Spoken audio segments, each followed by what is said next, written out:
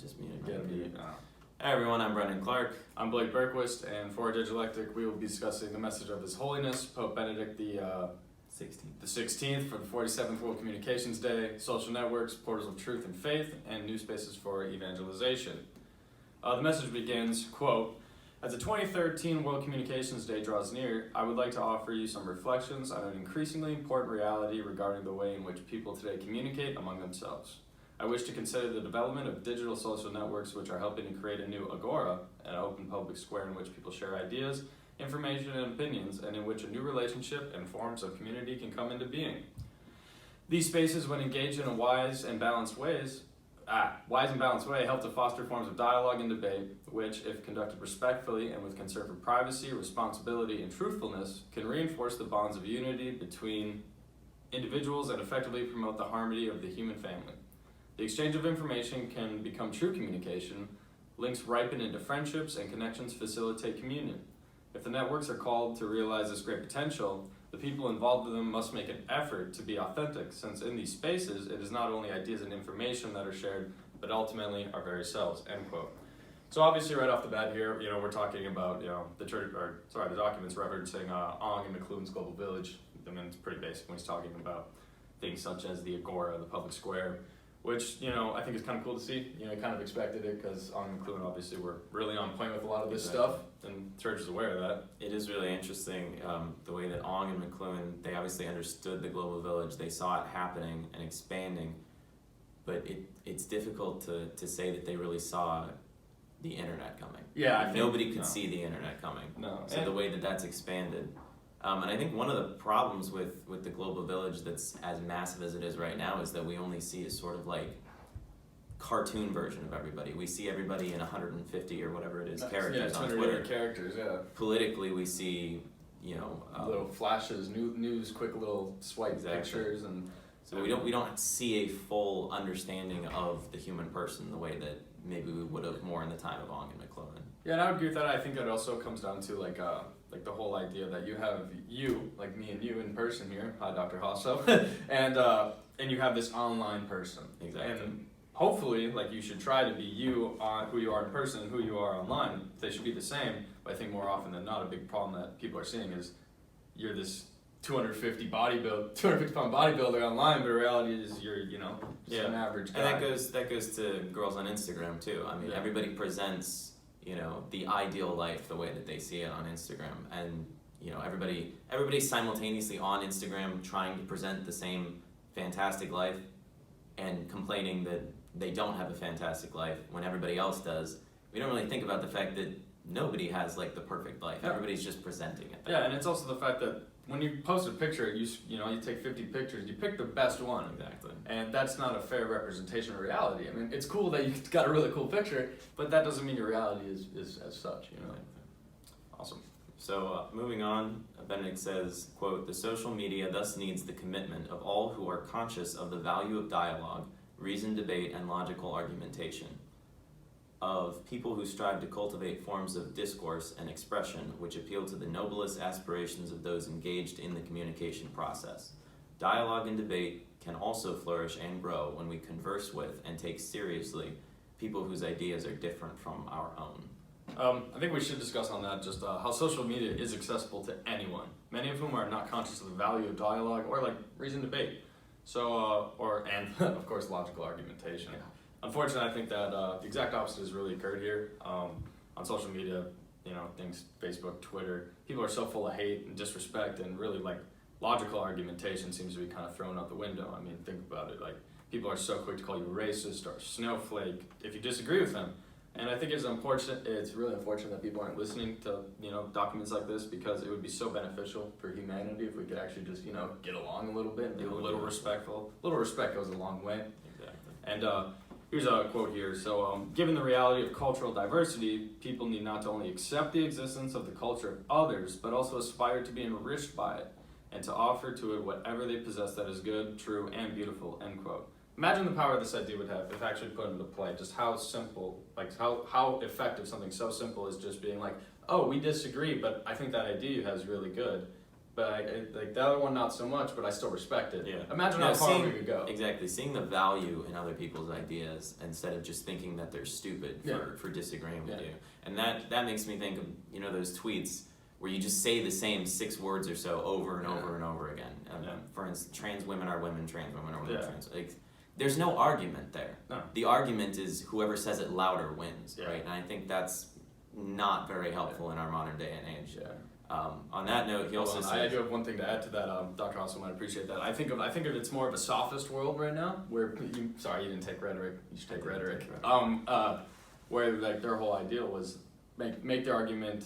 It didn't necessarily have to be true or whatever. It just had to be effective. exactly. And I think that is, we're kind of seeing this modern day sophist online. Exactly, and especially in the way that people's attention spans are so short now, right? Yeah. If you just repeat it a couple times, it seems like you made a better argument. Yeah, exactly.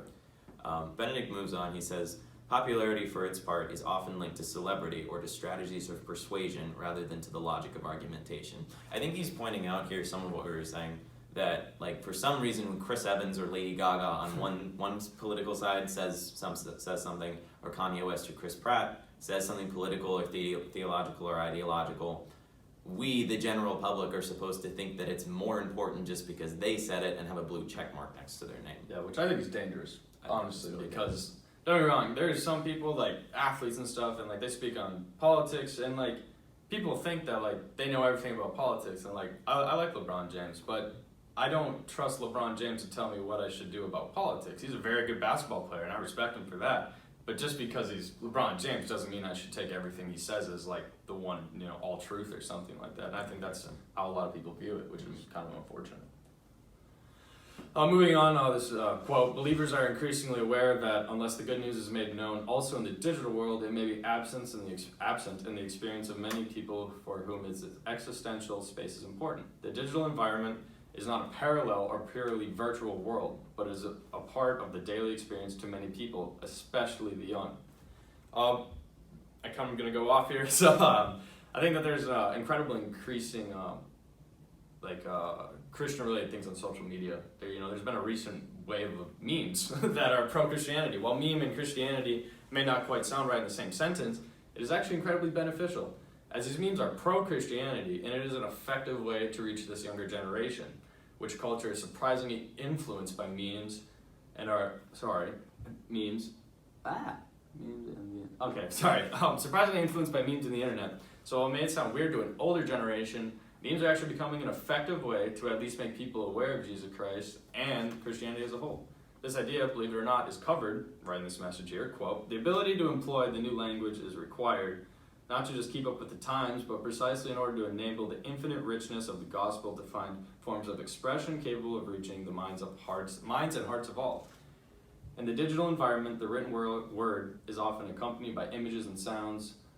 Effective communication, as in the parables of Jesus, must involve the imagination and the effectivity of those we wish to invite to an encounter with the mystery of God's love. I mean, right there, you're talking about images, sounds, and words, and if that's not a meme, I mean, whether it's a Facebook post or an actual meme with music and stuff, it sounds weird because when you think of religion, you think of pretty straightforward, but you have to, the church here is really making a great point where you have to be able to reach kids to what they're doing. Exactly. You can't tell a kid to read the Bible like you should, but or whatever, go to church when they don't want to, but They do look at their phone a lot. No, and I think that goes to a sort of sense of community. And on that note, I think it's interesting the way that our generation, Gen Z, statistically it's the most oppressed and undriven generation maybe ever.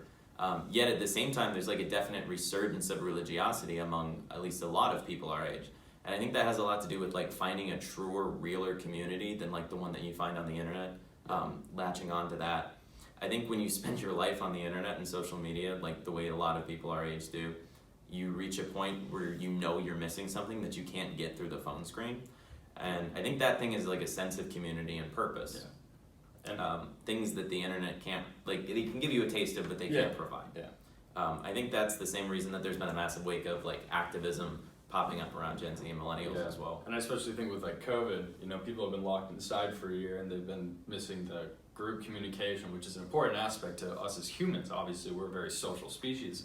So a lot of people just want to be a part of something now because, you know, they've been on Twitter or Instagram or whatever, and they've been building up this online profile like we discussed earlier, but they're not actually really a part of something. Exactly. Like their online character, their avatar, if you will, Yeah. is, but they are not. And I think that's why you're seeing things like protests ramp up and people getting very violent or just wanting to go out to prove a point, because we aren't meant to really be alone. Exactly. This buildup is, you know, No, kind of being and influenced by the internet. I think on that note, I think there's a definite danger, and like there's a potential harm of like a sort of unlearning social behavior from being not around people for the last year. And I think people sort of present their social media as their entire social identity right now.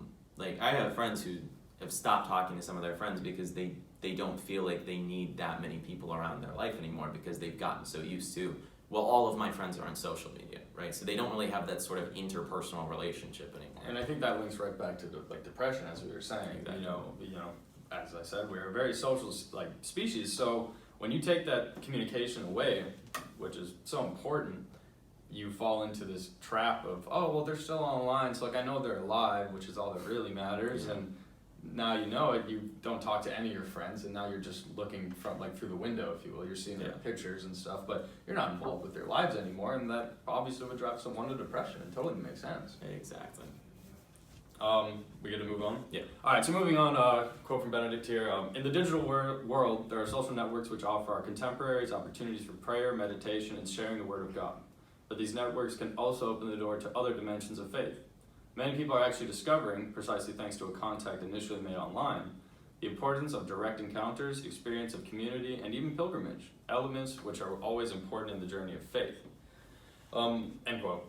Well, obviously, social media is a great way to spread the word of God to anyone with an internet connection. I think it's important to see how far this can go. Like, for example, in China, which censors pretty much everything. You know, that's The government doesn't like. yeah, anything the government doesn't like. So, his report, you know, it's a typically atheist society. But it's starting to discover Christianity. In 1949, there was roughly 4 million Christians in China. Currently, the number is actually from 2020, so. Currently, it's around 70 million, and is showing an annual increase of 7%. This actually has concerned the Chinese government.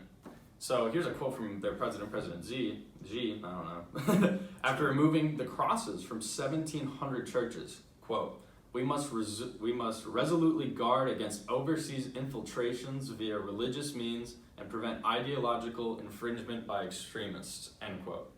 The reason there's a fear by their government is because it's almost impossible to control a society that believes in God, because with belief in God comes freedom itself. This is the benefits of social networking, and I think that, you know, this shows that when you spread the word, whether it be online or in person, it can evolve into the salvation of millions of people and potentially change an entire country that censors religion and pretty much everything else. Pretty much everything.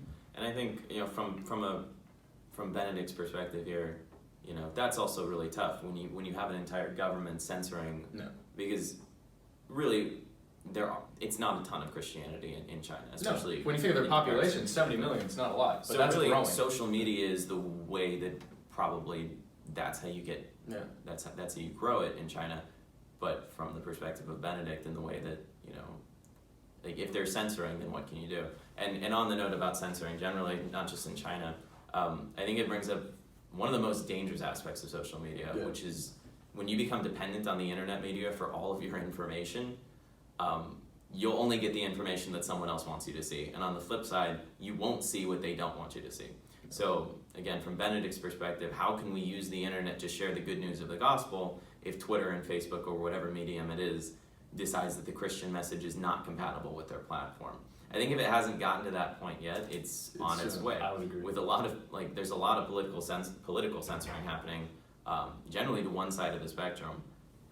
It's scary, and I think it means that we need to continue to employ both new and old methods of communication for sharing the gospel. Yeah, and I think that there needs to be an adjustment that falls responsible on the people itself. You know, if apps like that, you know, right now it's political, and you know what, you can get by with that. But the second they start to censor religion and our views, that's dangerous. Exactly. And I think that's a responsibility of the people. If that starts to become a reality, which I think unfortunately it very well could, we need to like say, hey, no, like we're fine with you if you don't like our political views, like I get it. But the second you start to censor religion and faith, I mean, we got to do something about that. Yeah. Whether it's create a like a new Build app. our own. Yeah, Build our own and apps. people are starting to do that even Exactly. now for politics. And with religion, it would be increased because more people care about politics, but hopefully more people care about their faith. Hopefully. They should. But yeah, I think that's I think that's about everything I have. That's to what say. we got. Awesome. All right. Thanks, Dr. Hasso.